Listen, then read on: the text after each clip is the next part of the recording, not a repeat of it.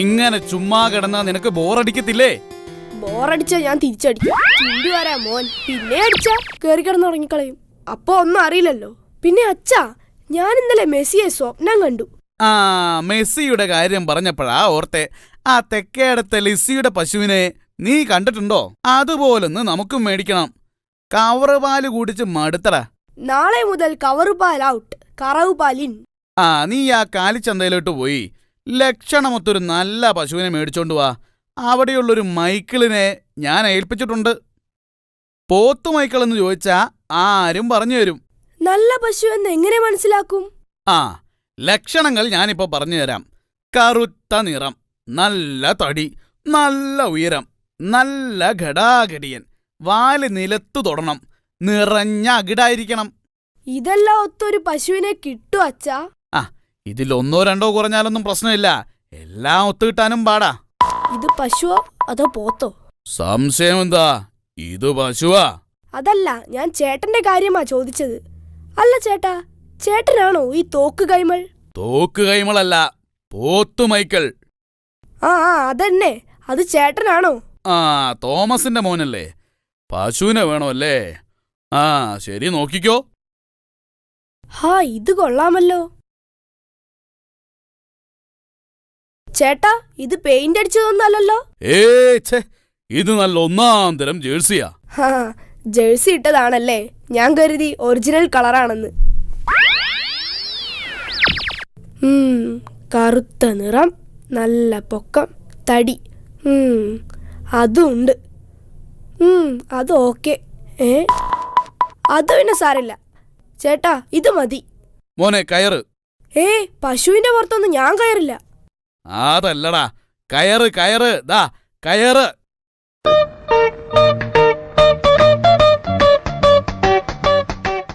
എവിടുന്ന് കിട്ടി ഈ പഴയ പശുവിനെ? ഇത് പഴയതാണെന്ന് ആര് പറഞ്ഞു? ഇപ്പം കുട്ടികൾക്കൊന്നും യാതൊരു ശ്രദ്ധ. ഇങ്ങനെ വെറുതെ അങ്ങോട്ടും ഇങ്ങോട്ടും നടക്കുന്ന നേരം കൊണ്ട് നിനക്ക് എന്തെങ്കിലും 4 അക്ഷരം വായിച്ചൂടെ? അമ്മ, ഞാൻ ഇത്രയും നേരം വായിക്കായിരുന്നു. എന്ത്? ഒരു ഡിറ്റക്റ്റീവ് നോവൽ, വാരിക്കുഴിയിലെ കൊലപാതകം. Full suspense നോവലാ. ലാസ്റ്റ് വരെ അതിലെ കൊലപാതകി ആരാണെന്ന് മനസ്സിലാവില്ല. അതെന്താ? അതിന്റെ ലാസ്റ്റ് 4 പേജ് കാണുന്നില്ല. എലി കരണ്ടു എന്നാ തോന്നുന്നത്. എലികളുടെ കാര്യം പറഞ്ഞപ്പോഴാ ഓർത്തത്. അമ്മേ, ഞാൻ കഴിഞ്ഞ 1 മാസമായിട്ട് എല്ലാ രാത്രിയിലും എലികളുടെ ഫുട്ബോൾ കളി സ്വപ്നം കാണുന്നുണ്ട്. എലികളുടെ ഫുട്ബോൾ കളിയോ? അതെ അമ്മേ. ഇനി വല്ല അസുഖമായിരിക്കോ? ഏതായാലും പോയി ഒന്ന് ഡോക്ടറെ കണ്ടിട്ട് വന്നോ. കൂട്ടത്തിൽ നിന്റെ കുരുത്തക്കേട് മാറാനുള്ള മരുന്ന് കൂടി ചോദിച്ചോ. Good morning doctor. Yes, good morning. എന്താ അസുഖം, പറയൂ. ഡോക്ടർ, ഞാൻ എല്ലാ ദിവസവും രാത്രിയിൽ എലികളുടെ ഫുട്ബോൾ കളി സ്വപ്നം കാണുന്നു. ഇതെന്തിന്റെ ലക്ഷണാ ഡോക്ടർ? പേടിക്കാനൊന്നുമില്ല. ഈ ഗുളിക ഇപ്പൊ തന്നെ കഴിച്ചോളൂ. ഇന്നത്തോടെ ഫുട്ബോൾ കളി കാണൽ മുഴുവനായി നിന്നോളൂ. എന്നാ എനിക്ക് ഇതിന്റെ പാതി മതി. കളിയുടെ ഹൈലൈറ്റ്സ് എങ്കിലും കാണാലോ. ബാക്കി പകുതി ഞാൻ നാളെ കഴിഞ്ഞ് തിന്നോളാം. അതെന്താ നാളെ കഴിഞ്ഞ് കഴിക്കുന്നത്? ഇന്ന് കഴിച്ചാൽ എന്താ? നാളെ കളിയുടെ ഫൈനല്. ഏതായാലും ഇത്രയും കണ്ടതല്ലേ.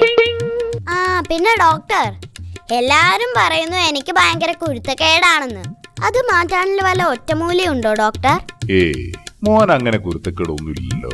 ആട്ടെ, ആരാ പറഞ്ഞത് മോന് ഭയങ്കര കുരുത്തക്കേടാണെന്ന്? അമ്മ പറഞ്ഞു, അച്ഛൻ പറഞ്ഞു, ടീച്ചർ പറഞ്ഞു, അടുത്ത വീട്ടിലെ അങ്കിളും പറഞ്ഞു.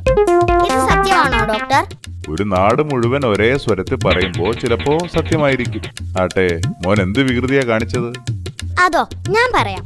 അലമാറയിലെ അമ്മയുടെ സാരി എടുത്ത് അടുപ്പിലിടുക, അച്ഛന്റെ സ്കൂട്ടറിന്റെ ടയർ പഞ്ചറാക്കുക, ടീച്ചറെ തള്ളിയിടുക, പിന്നെ ഡോക്ടറുടെ റൂമിൽ പോയാൽ മേശപ്പുറത്തെ സാധനങ്ങളൊക്കെ ഇങ്ങനെ ഓരോന്നായി താഴേക്ക് എറിയുക. ഇത്രേ ഞാൻ ചെയ്യാറുള്ളൂ. ഇതിനാണ് എല്ലാവരും എനിക്ക് ഭയങ്കര കുരുത്തക്കേടാന്ന് പറയുന്നത്.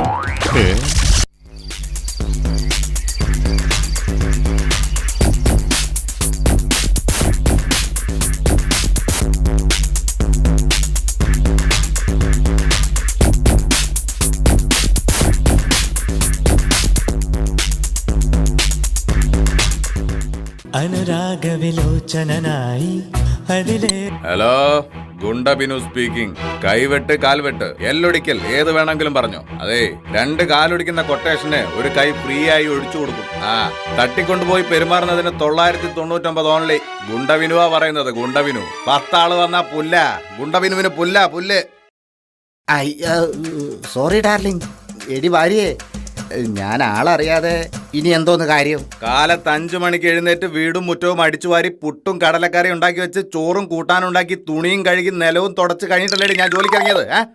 അത് ശരി. വിളിച്ചുണർത്തി കാപ്പി തരാതെ പോയതിനാണോ? എന്റെ കൂടെയുള്ള പൊറുതി മതിയാക്കിയാണെന്നോ? ഹലോ ഹലോ ഹലോ ഹലോ കട്ടായി. BP കൂടുതലാണല്ലേ? എടാ, ഇങ്ങനെയുള്ള വർത്താനം കേട്ടാ പിന്നെ BP കൂടാതെ എന്ത് ചെയ്യും? ആ BP അല്ല, ഇത് BP. ഭാര്യയെ പേടി, അത് കൂടുതലാണല്ലേ? ആവശ്യമില്ലാത്ത വർത്തമാനം പറഞ്ഞാലുണ്ടല്ലോ തട്ടിക്കളയാൻ. ഒന്ന് ചുമ്മാ ഇരി ചേട്ടാ, ഒരു തട്ടുകാരൻ വന്നിരിക്കുന്നു. ആട്ടെ, ഭാര്യ ആരുടെ കൂടെയാ ഓടിപ്പോയത്? അറിയില്ലടാ, ഇപ്പൊ വിളിച്ചതേ ഉള്ളൂ. പേടിക്കാതെ, ആളെ ഞാൻ ഇപ്പൊ കണ്ടുപിടിച്ചുതരാം. ഹലോ, ഭ്രാന്താസ്പത്രിയാണോ? അതെ, ഇന്ന് രാവിലെ ആരെങ്കിലും അവിടുന്ന് ചാടിപ്പോയിട്ടുണ്ടോ? ഓക്കെ, ശരി. എടാ, എന്റെ ഭാര്യ ഒളിച്ചോടിയതിന് നീ എന്തിനാടാ ഭ്രാന്താശുപത്രിയിൽ വിളിച്ച കാര്യം തിരക്കിയത്?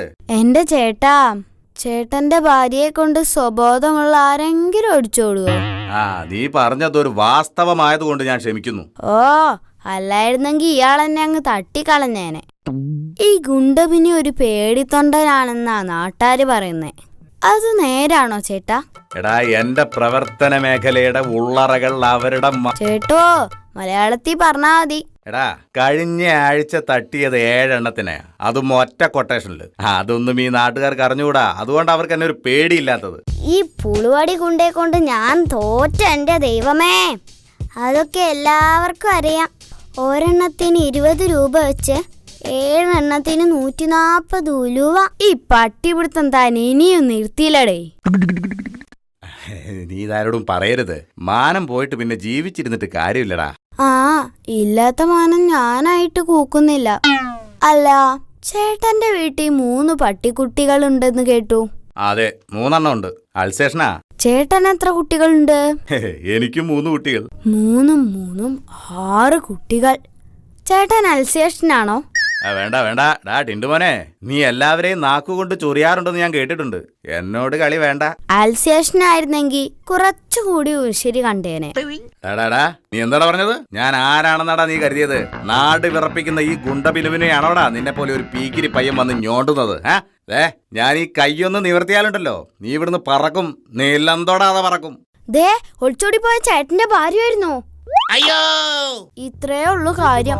BP കൂടിയ ഏത് ഗുണ്ടയും പറക്കും. ദൈവമേ, ഗുണ്ടബിനുവിന്റെ ഭാര്യയോടൊപ്പം ഒളിച്ചോടിയവൻ എവിടെയായാലും ജീവിച്ചിരുന്നാ മതിയായിരുന്നു. മോനെ, ഒന്ന് നിന്നേ, ഒരു കാര്യം ചോദിക്കാനുണ്ടായിരുന്നു. എന്താ?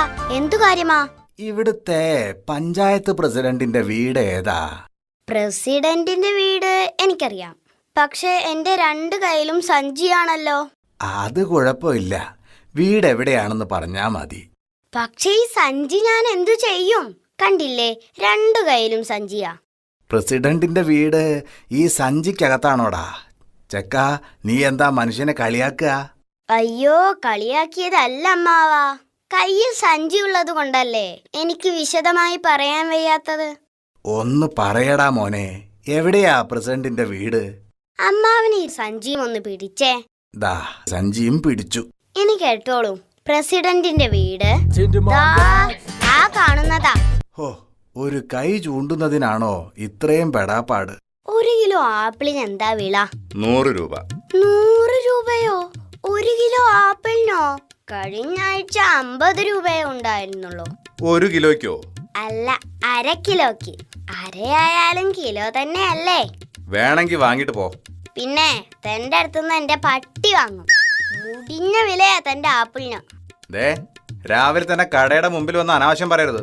അപ്പൊ വൈകിട്ട് വന്ന് അനാവശ്യം പറഞ്ഞാ പ്രശ്നമില്ലല്ലോ. ഒന്ന് പോടാ ചെക്ക. കുറച്ച് ആപ്പിള് കൊണ്ടുവന്ന് നാട്ടിലില്ലാത്ത വിലക്ക് വിൽക്കാനിരിക്കുന്നു. നാണമില്ലാത്തവൻ. എന്തു പറഞ്ഞടാ? നാട്ടിലില്ലാത്ത വിലയോ? എല്ലായിടത്തും ആപ്പിളിന് 100 രൂപ തന്നെയാ വില. കാശ്മീരിലും 100 രൂപയാ. പോയേ ഒന്ന് പോയേ. ഇതെന്തൊരു തട്ടിപ്പുകാരനാ എന്റെ ദൈവമേ. അപ്പുറത്തെ കടയിൽ കിലോക്ക് 20 രൂപയേ ഉള്ളൂ. ഇവിടെ ആപ്പിളിന് കിലോക്ക് 100 രൂപ. എടാ നീ എന്റെ കയ്യിൽ നിന്ന് മേടിക്കും. കൊന്നാലും ഞാൻ തന്റെ കയ്യിൽ നിന്ന് ആപ്പിള് മേടിക്കില്ല. എന്താ ഇവിടെ ഒരു പ്രശ്നം? സാറേ, ഇവിടെ ആപ്പിൾ